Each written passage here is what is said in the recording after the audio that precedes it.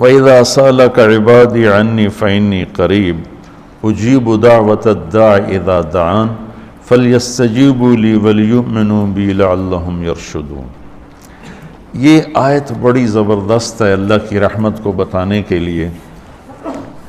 ساڈی تا جی سندا ہی کوئی نہیں، یہ عام لوگ جی ساڈی تا رب سندا ہی کوئی نہیں، اور جو بیچارے ان پڑھ لوگ پیر سائیں تہاڈی رب موڑ نہیں سکتا، ساڈی سندا کوئی نہیں، یہ اس سے بھی آگے چلے جاتے۔ او بھائی اللہ بڑا بے نیاز ہے، جس کی چاہے موڑ دے، جس کی چاہے سن لے، لیکن رب سب کی سنتا ہے، یہ یہاں بتانا ہے۔ وَإِذَا ان نہیں، ان شرط ہے اور اذا ظرفیت ہے، تو ان کی بجائے اذا سے ایک دم اللہ کی رحمت کا دروازہ کھلتا ہوا نظر آتا ہے۔ اذا سألک، عنی پہلے ہونا چاہیے، عبادی بعد میں ہونا چاہیے۔ جب میرے بارے میں میرے بندے پوچھیں، اللہ کو صحابہ نے سوال کیا، یسألونک یسألونک یسألونک، کتنا قرآن میں ہے، یسألونک عن المحیض قل هو اذی، یسألونک عن الانفال قل الانفال للہ والرسول، یسألونک عن الاہلہ قل ہی مواقیت للناس، یسألونک عن الیتامى قل اصلاح لہم۔ جتنے بھی صحابہ نے سوال کیے وہ آئے ہیں یسألونک، یہ آپ سے پوچھتے ہیں، ٹھیک ہو گیا؟ تو یا حبیبی یا محمد قل، آپ کہیے، یہ جواب ہے۔ یہ سارے قرآن میں طرز ہے، کچھ 14 کے 18 دفعہ یسألونک کا لفظ آیا ہے۔ صحابہ نے سوال کیا، اللہ کدھر ہے، قریب ہے تو مناجات کریں، دور ہے تو زور سے پکاریں۔ تو اس پر آیت یوں اترنی چاہیے تھی، یسألونک عنی، جیسے باقی آ رہا ہے سارے سوالوں کا جو لفظ آیا ہے یسألون، آپ سے پوچھتے ہیں، تو یہاں بھی ہونا چاہیے تھا آپ سے پوچھتے ہیں، عنی میرے بارے میں، قل تو آپ کہیے، ہوا قریب کہ وہ تمہارے قریب ہے۔ یہ میری بات سمجھ میں آئی؟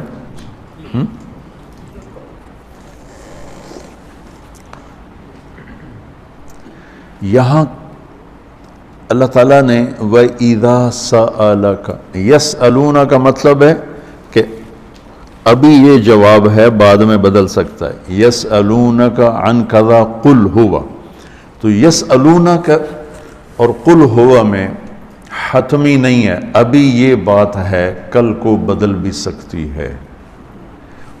اذا کا مطلب ہے کہ یہ ابدی جواب ہے، یہ جواب قابل تبدیل نہیں ہے، یہ آگے جو جواب آئے گا وہ ہمیشہ کے لیے ہے۔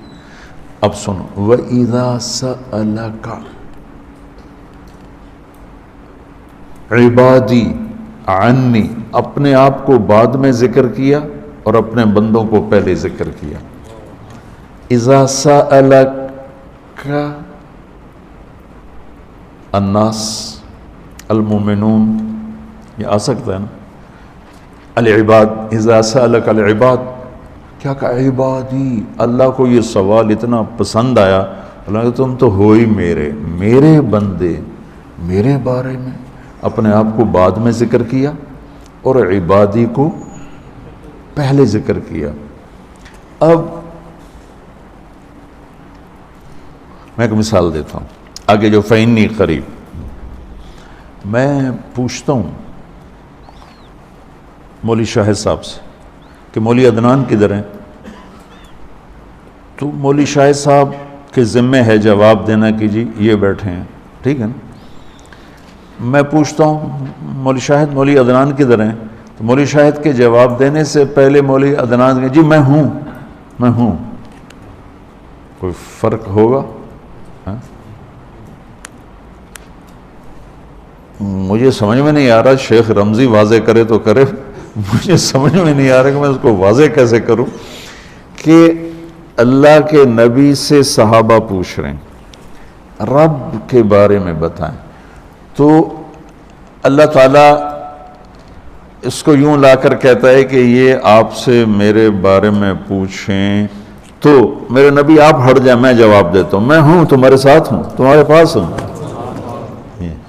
شہرک سے زیادہ قریب ہوں، تمہارے ساتھ ہوں. تو کیسے کہتے ہو کہ میں تمہاری سنتا نہیں؟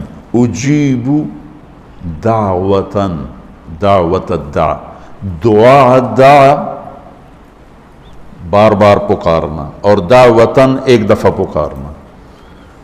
اللہ اس آیت میں کہہ رہا ہے کہ جو زندگی میں جس نے مجھے کبھی ایک دفعہ بھی پکارا ہو میں اس کی دعا پر بھی لبیک کہتا ہوں. یہ نہیں کہ میں نہیں میں سنتا ہوں، تم سنانے والے بنو. ہم تو مائل بکرم ہیں، کوئی سائل ہی نہیں، راہ دکھلائیں کسے راہ رو منزل ہی نہیں.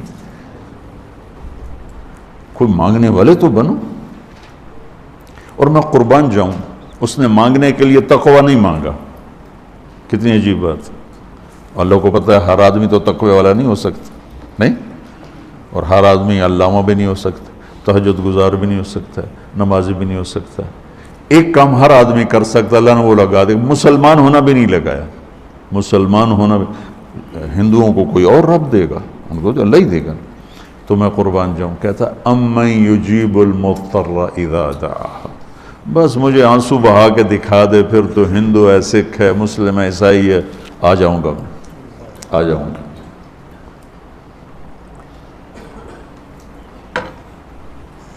سب کی سنتا.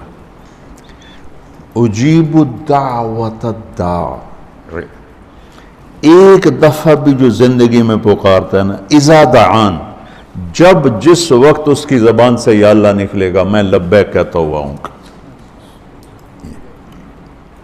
تو اس آیت میں بڑی تسلی اللہ نے دی ہے، بڑی تسلی دی ہے کہ اللہ کو پکارو، اللہ سے، صرف اللہ سے مانگو، صرف اللہ سے مانگو. وَإِذَا سَأَلْتَ فَاسْأَلِ اللَّهِ وَإِذَا اسْتَعَنْتَ فَاسْتَعِنْ بِاللَّهِ.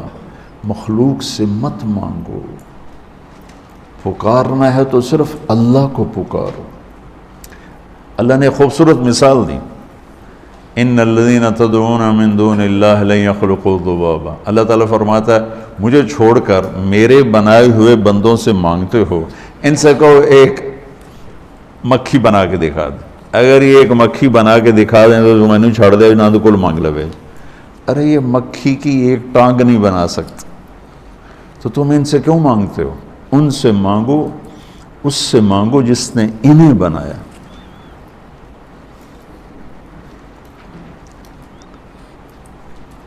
تو اس آیت میں اللہ نے بڑی تسلی دی ہے کہ تم مانگنے والے رو دھو کے میرے سامنے رونا سیکھ لو، کر دوں گا، مضطر بن کے دکھا دو. جیسے ہمارے ہاں دعائیں مانگی جاتی ہیں، ہاتھ ادھر ہوتے ہیں اور گا گا کے ربنا آتنا، یہ دعا ہے؟ یہ تو دعا کا مذاق ہے، اس کو دعا کہتے ہیں. اور پیچھے نمازیوں کو کوئی ہوش نہیں ہوتا کہ مولوی صاحب کیا دعا مانگ رہے ہیں. دعا تو ایک پکار، ایک فریاد ہے، عرش کو ہلا دے. اگر کوئی تڑپ کے اللہ کو دکھا دے تو